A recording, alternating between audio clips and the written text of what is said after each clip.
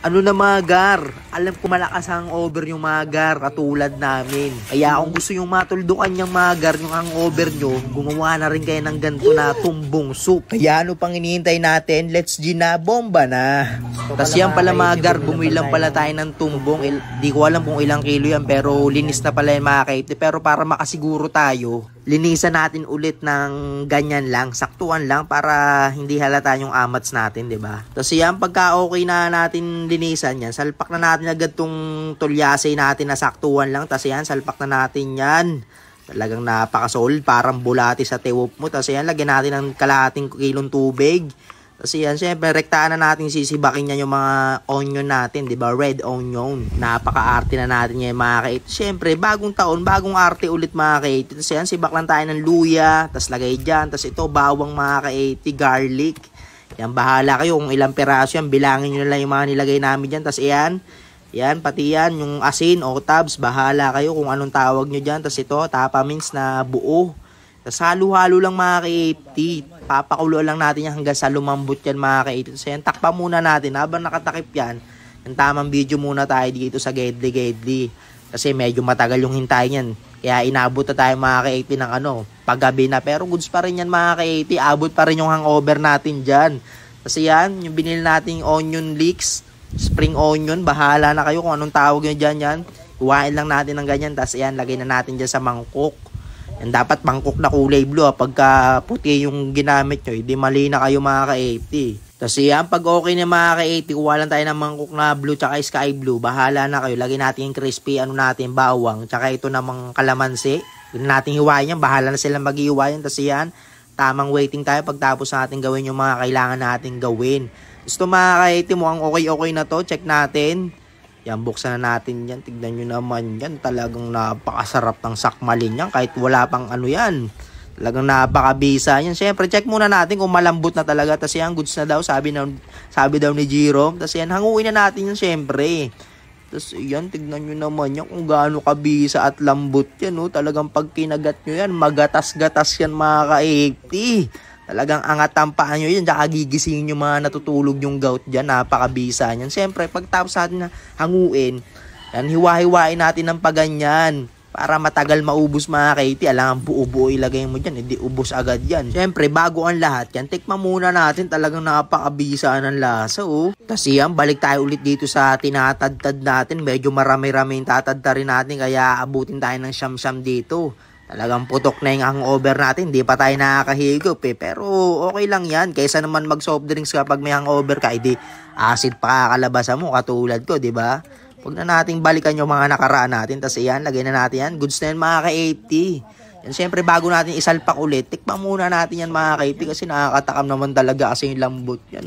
Ay, talaga. Solid. Kasi yan, rektaan natin salpak yan sa pinagkuluan natin. Wala nang arte-arte, gisa-gisa yan. Yan na yan. Kasi ito, dagdagan natin ng tubig yan, mga ka-80, mga 10 kilo kasi napakaalat yan pag di mo dinagdagan yan. Pursado lasa yan. Tapos iyan na, talagang napakapogi na ng tumbong soup natin, Tapos ito, si Erong, muwala ng Norfolk. Yan, mga 3 piraso, lalagay na yan dyan para solid na solid. Tapos yan, sili, pampapogi lang. Wala namang epekto yan sa basta pampapogi lang na sabaw natin. Tapos yan, patis. Yan, alam nyo na yan, mga 1/4 lang na dami. Tapos halo-halo lang, mga ka-80. Ganyang kabilis gumawa ng tumbong soup. Tapos yan, tikman na natin. Ay talaga, munti ka na mahigop yung yung sandok, mga ka-80, sa sobrang sarap. Tapos to, mga ka-80, titikman daw Tito Jojo kung pasado na daw sa panlasa niya. Tapos yan, medyo mainit-init yan, kaya dahan-dahan lang. Talagang goods na yan, mga ka-80. Si Kuya Chong parang ayaw pang maniwala. Tapos ito, mga ka-80, mukhang okay na to.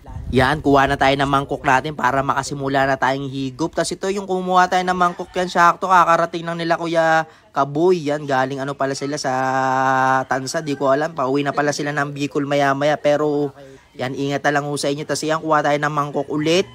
Yan, kuha lang tayo ng ganyan. Talagang napaka-solid yan, Pagka talagang may over ka ngayon kang nanunood ka, alam mo talagang napakasarap niyang higupin. Tignan nyo naman yan, Talagang ang sarap katisan, mga kaito. Tapos lalagyan mo ng chili oil. Ay! Tapos yan yung mga papalagay mo. Napakasarap yan, talaga. Tapos yan, kuha na tayo isang dakot. Yan, lagyan natin ng, ng pampapogi na ganyan. Tapos yan, Yan, alam nyo na yun. Hindi ko na sasabihin. Sinabi ko na yun kanina. Lagay lang natin ganyan. Mabisang mabisa. Tapos lagyan natin ng chili oil. Ayan talaga. Tapos dagdagan natin ulit para putok na putok sa tiwop natin pagka pagka kinain natin. Tapos yan, halo-halo lang. Tapos iyan na, tikman na natin. First bite. Talaga mga ka-epi, napasupa-supa. Pero napakasarap naman kasi talaga eh. Tapos iyan umuusok-usok pa yan. Tapos syempre, lagyan natin ng kalamansi kasi parang may kulang mga ka-epi.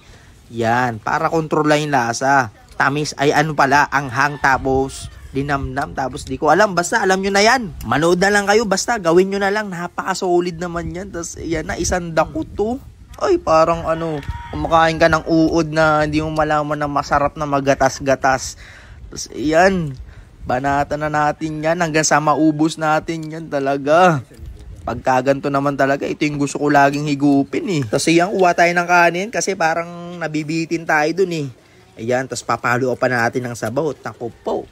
Pwede na tayo magnegosyo ng tumbungan yan. Pagkaganyan mga ka-80. Tapos, ayan, banatan na natin yan. Talagang pagka natikman mo naman to talaga eh, pandayuhan naman talaga eh. Tapos ayan, banat lang ulit. Ay talaga, wala nang katapusan to mga kaiti. Mukhang mapaparami tayo dito. Kaso hinay-hinay lang mga kaiti kasi malakas yan maka-high blood. Tsaka pampagising ng ng gout kan mga kaiti. Tapos ayan, higupin na natin. Ay talaga gumuguhit yung chili oil natin. Tapos ayan, banat-banat natin yung laman. Kasi di natin mahihigup yan. Di naman sabaw yung laman eh. Tapos yan napapailing pa talaga mga ka-80. Sarap. Tapos yan, higupin na natin yan. Parang mauubusan mga ka-80 Tapos ito pala mga ka-80, naubos na pala natin. Kaya hanggang dito na lang. Salamat!